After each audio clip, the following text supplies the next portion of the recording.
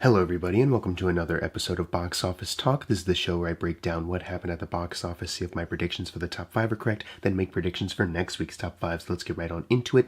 Last week I predicted that number 1 would be Blue Beetle, number 2 would be Barbie, number 3 would be Strays, number 4 would be Oppenheimer, and number 5 would be Teenage Mutant Ninja Turtles Mutant Mayhem. And unfortunately, I only got 2 out of 5 of my predictions right for this weekend. The top 2, the obvious ones, yes. And then the rest, not so much. Just started you misplace one movie and then you get the rest wrong. A lot of you did guess correctly and had the right idea on where something else would be, so congratulations on that. Here are your shout outs. Let's go over what happened in the overall top 10. Number 1 was Blue Beetle, the first film to take down Barbie in the post-Barbenheimer release. And of course, this is another Warner Brothers movie that is taking down Barbie, which is of course Warner, so hey, what a streak. But then we have to actually talk about the actual financial side of this, which isn't, look, it's coming after a long string of disappointing DC box office results, and it's hardly the movie itself's fault. Cinema Score has a B+. The Rotten Tomatoes audience and critic scores are pretty high. A lot of people have been enjoying this movie, and a lot of people online especially have been trying to spread the word like, no, you got to give this a chance, it's really good. And there is an emphasis on, it's totally separate, it's a thing that can be carried on into something else. You just got to go check it out. It'll be interesting to see. I'm not sure how well the staying power is going to be, judging off of The Flash and Shazam 2 earlier this year. I'm not sure how much Blue Beetle is going to last in the next couple weeks. We are entering, next weekend is like Gran Turismo and a Liam Neeson movie that nobody cares about. So I don't know if it's going to be that. So that's the thing though, is that even with that, like, it looks like a kind of dry upcoming couple weeks until like Equalizer 3, which is the 1st of September. But even then it's like, will Blue Beetle even be able to manage? Let's go over what happened this weekend. It made only $25 million. Originally, it was looking like it was going to make less, but then as the days got closer to release, it was like, okay, 25 to 30 million. So now it's landing at like 25 for the 3-day.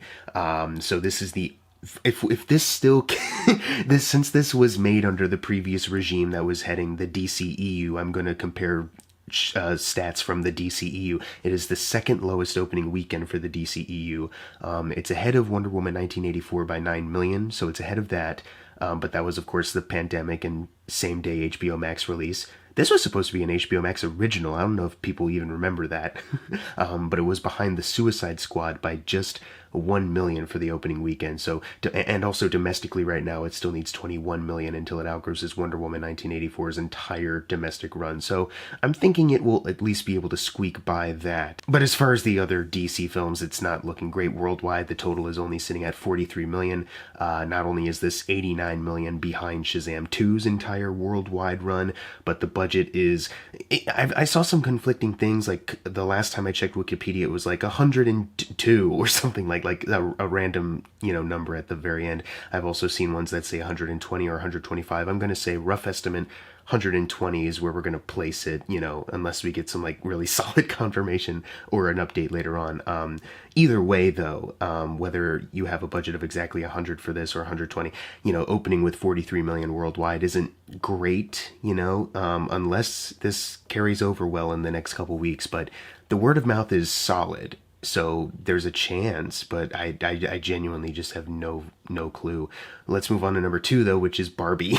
Still dominating. I hate to move on from Blue Beetle so quickly, but it's like, unfortunately, there's not really a whole lot there to talk about, you know what I mean?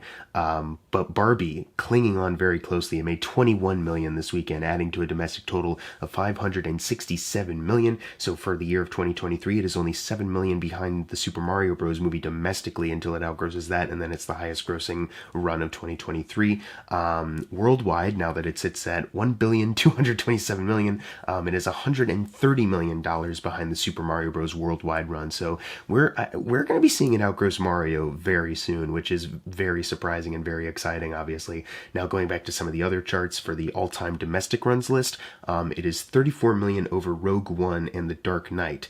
That, of course, placing it over The Dark Knight, it is now Warner Brothers' highest grossing film domestically and worldwide for both of them, which is pretty incredible. It has also outgrossed the 2019 Lion King's domestic run by 24 million. So right now it is the 15th highest domestic run of all time, and the only movie that it is now behind for the number 14 spot is the Super Mario Bros. Movie, which I just talked about. It's going to outgross it as soon as it makes that 7 million, which it obviously will, and then we'll see what's next in the domestic list for this movie. For the worldwide list, though, it has outgrossed Iron Man 3 by 12 million, and now it needs 8 million until it outgrosses Fate of the Furious's run for the number 23 spot. So yeah, this movie is still dominating. It's just very impressive. And you know what else is very impressive?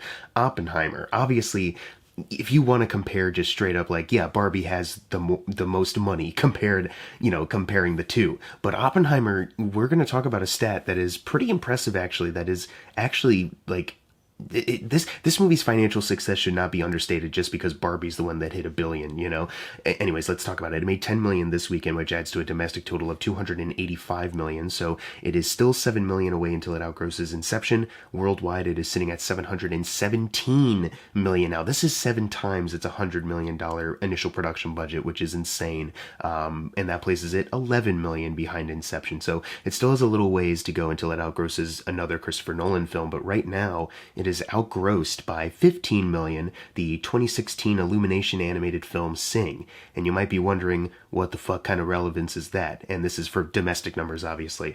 That means, now that it has outgrossed Sing, Oppenheimer is the highest grossing film ever to never open or get to the number 1 spot at the box office. So obviously Oppenheimer taking the back seat to Barbie and now Blue Beetle and all these other movies like, The Meg coming in for a little bit. Oppenheimer, even though it never opened at number 1 or got into the number 1 spot, is still breaking so many records for the Nolan filmography, and it's breaking records for the kind of movie it is, a R-rated, biography film, and now it never being number 1 at the box office is leading to another record that hasn't been broken since 2016. That is crazy. And the fact that it did, like, people would never, like, if people were like predicting like, oh yeah, it's definitely going to, like, outgrow Sing, some people would be like, that's a random comparison, number 1. But number 2, that's crazy to think of. In this day and age, you think Oppenheimer's going to be a success like Sing is, or even compared to that, and here it is. It's just wild, and it just makes me so happy that there is a way for these kind of movies to still thrive and be successful. It's not all doom and gloom, unless the studios never fucking resolve these fucking strikes, because it's all their fault. And the actors and writers deserve to be paid fairly and not replaced by AI fucking cucks. Anyways, let's move on to number 4, which is Teenage Mutant Ninja Turtles Mutant Mayhem, which recently there was an article that talked about, like, how some box office runs are being affected by lack of promotion, and they kind of use this movie as an example, kind of saying, like, yeah, 15% of its revenue, they could have made, like, 15% more or something like that if they had, allowed more promotion. And it's like, yeah, obviously. Especially for a movie like this that has, equally to Oppenheimer and Barbie in a bit, a stacked cast. But, this movie is still, doing solidly. It made 8.4 million this weekend, adding to a domestic total of 88 million. So it's outgrossed Secret of the Ooze by 10 million and Out of the Shadows by 6, and now needs 47 million until it outgrosses the original. Worldwide, it is now sitting at $118 million. So not only has it outgrossed TMNT, the 2007 film, by 22 million, and it now needs 84 million until it outgrosses the original film. It's behind the original film, both domestically and worldwide, but it is slowly approaching its doubling point for that 70 million budget. So it just needs 22 million to go, and I think we'll be seeing that happen at least next week. And if not, it'll definitely be the weekend after. It would be pretty sad if it doesn't next weekend, but still, it's definitely something that we're going to see happen soon. So at least it has that for it.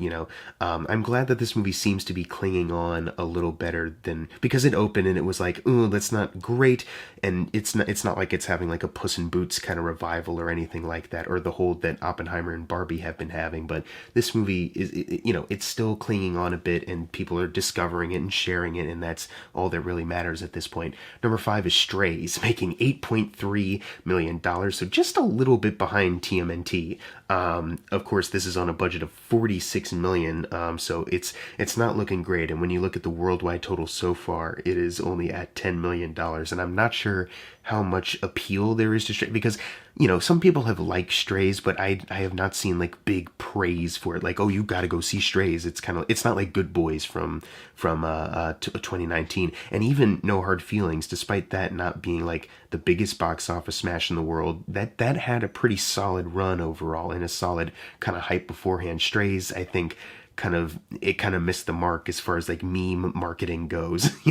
I think some people just kind of looked at the concept. I think there's a way to do like meme marketing, like your Mithriegans or your like oh, what's the other one? Cocaine Bear or something like that, where it's like, yeah, this can get people excited in a way that's like, oh my gosh, they're really running with this concept. Seems so funny, but it's a thriller or a horror movie, something like that. And Strays just seem like, oh, it's just dogs swearing at each other. Okay, so maybe they kind of missed the mark on that. I'm not sure. Either way, yeah, I don't see this one having a great hold. You can at least say that Blue Beetle's doing a little better than this. That's something for Blue Beetle. Number 6 was Meg 2: The Trench, making $6 million, adding to a domestic total of $66 million. It is still $79 million behind the original film. Worldwide, the numbers for some reason had it like pretty low, but then looking at Box Office Mojo and then other people reporting this as well, it actually bumped up to $316 million worldwide. Now, of course, maybe this is debunked and it actually is pretty lower than this, but right now it seems like it's having pretty significant bumps worldwide. It's still behind the original film by $211 million there, but at this point it has doubled its $129 million budget, and if it keeps up the pace, it can triple it. So Meg 3, where's the news? Number 7, though, is a little bit more exciting and more interesting to talk about. Talk to Me. Obviously, we already talked about how the sequel was already announced, but it's just so cool to see this movie. I think I've said it before last week, like, it never cracked the top 5, but even in the bottom 5, people are still discovering it and people are still talking about it. There's still interest for this movie. It made $3.1 million, adding to a domestic total now of $37 million, so it's still behind Hereditary's domestic run by $7 million, but worldwide it has been bumped up to $42 million, so that has outgrossed Room by $6 million, Ex Machina by $4 million, The Witch and the Whale by $2 million, and it is now behind the other Ari Aster A24 film Midsummer by $4 million. So it's climbing up the ranks, dude. It's pretty impressive. All in all, this is one of those that I'm just like, I'm really happy was a success. Out of all these other movies that are like, yeah, that's doing well, and then shifting to like, it's doing okay. Oh, that's kind of bad. I'm glad that this one is doing pretty good. Because this could have been something that just got lost in the shuffle. Like Pearl was one that from like October. And X wasn't, from what I remember, X wasn't like a big blockbuster hit either. It did okay for its budget, but Pearl, I was like, oh, come on, this has got to be big. X kind of got some people talking, maybe there's more of an audience, and Pearl seemed to like vanish pretty quickly. I'm glad this one is sticking around, especially for A24. Number 8, though, Haunted Mansion, one that's kind of sticking around, but man, the blunder on this one, making $3.0 million, adding to a domestic total of $58 million. It is still behind the original by $17 million, and worldwide it is sitting at 85, and it's behind the original by $70 million, but that doesn't even matter compared to how they're still not even past the initial production budget of $150 million. Jesus Christ. Like, the more I talk about this movie, and even though it adds a little bit more to its intake, it's still like, yeah, this is a big fucking flop. You know what I mean? Like, I don't know how any Disney Plus reinterest once it hits streaming can really recoup this kind of mess that they put themselves into. Number 1, releasing it in July. Number 2, not paying the actors and writers and promising not to replace them with AI and allowing these strikes to go on for so long so they can't promote this movie. That's pretty much it, really. Let's move on to number 9, which is Mission Impossible: Dead Reckoning Part 1. Such a bump. I don't know if it's going to leave next weekend or not. Maybe it'll stick around for a bit, but it just feels like this is the end. It made $2.7 million, adding to a domestic total of $164 million, still behind the original film by $16 million, and worldwide it is sitting at $541 million, so still behind Mission Impossible 2 by $8 million, and it is still behind the doubling point of the $290 million price tag by $39 million. So maybe there's a world where in the next couple weeks the worldwide intake increases just a little bit more, and it pushes it over the finish line. But even then, it's like, for budgets this big, and most of the time for these big tentpoles, you need to make a little bit more than just your doubling point. And and hey, good on them for, keeping everyone employed during the COVID shutdowns, because they did have to film this through COVID. I'm hoping that they are at least they're not going to throw away any future potential for Tom Cruise and McQuarrie collaborations. I think Dead Reckoning Part 2 is in safe hands since they've already started shooting it and put a lot into that, but still, it's like, you gotta pick a better time to release that movie. You gotta really make an event, and you gotta let these people promote it to the very end, you know what I mean? Gosh, it's just such a big bummer the way this happened, because in what mind do you think, yeah, releasing this before Oppenheimer and Barbie, that was a smart move? And obviously, I'm sure they didn't expect Barbenheimer, sorry, different thing, Barbenheimer, to be as big as it was, but come on, man. You released it 2 days earlier and thought that would be it. Anyways, closing out the video, number 10, The Last Voyage of the Demeter, dropping very fast, making $2.5 million, adding to a domestic total of $11 million.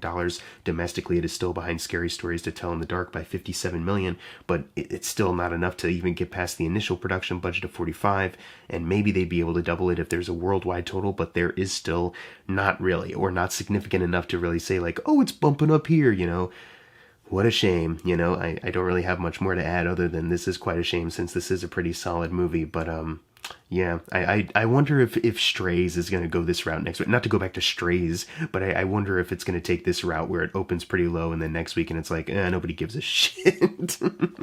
Anyways, now it's time for the fun part, the predictions for next week's top 5. Now, considering I don't think Blue Beetle is going to hang on very well, and the numbers are pretty low already, I think number 1 could potentially be Gran Turismo, based on a true story, which is apparently part of the title. Gran Turismo based on a true story is apparently the whole title, which is very dumb and funny. I think Sony even said, like, we're not going to release it in full until the 25th or 26th, some date like that. We're going to let the audience who see, like, the exclusive early showings, at 7 p.m. on Friday, Saturday, Sunday for the next couple weekends. We're going to let that audience promote the movie if we can't have the actors do it.